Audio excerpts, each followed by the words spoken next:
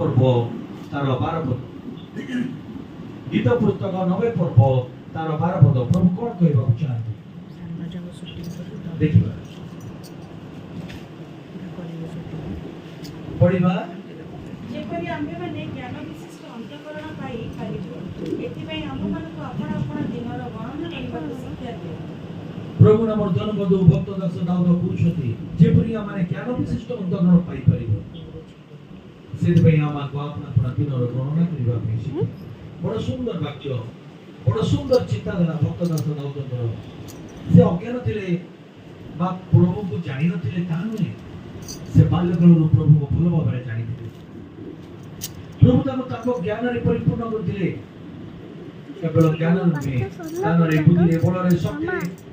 सब कुछ परिपूर्ण करथिले और सब बड़ विषय से धूलिरु उठी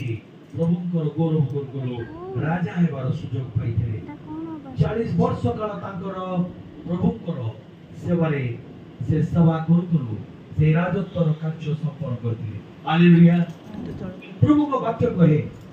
से धूली उठाई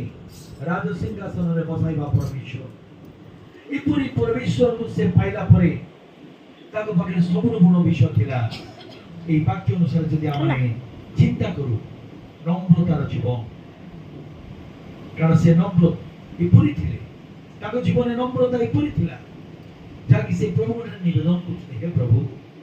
मते ज्ञान विशिष्ट अंतःकरण दियो कारण मो ज्ञानी मो तुम दुष्ट में सर्व जगत दुष्ट ज्ञानी प्रभु मते ज्ञान विशिष्ट अंतःकरण दियो तुम मेषवान कर जे परि जतन तत्व नहीं पारे आ कोन करि पारे आपण आपण दिनर गणना करि पारे। हालेलुया। जो दिन गुड़े क्यों हमारे विगत दिन रे हमरे छाड़ी आसीचु जो दिन गुड़ी करे हमरे तुमर प्रशंसा गौरव स्तुति करिबा कथा करि पारि न तुम प्रेम रो वंचित हिचु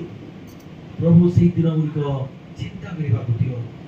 और चिंता करू करू जे आपण आपण जीवन को हमरे तुमटरे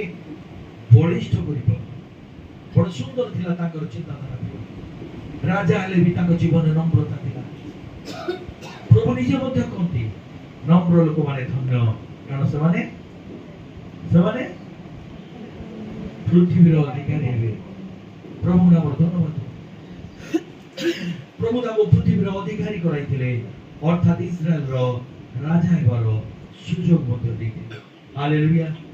मो प्रिय माने आज आमान जीवन प्रभु से पूरी अपेक्षा करती आमान जीवन आहुरी ताको ठरे आनंद करू ताको पहुंचे रे हमारे बुद्धि पर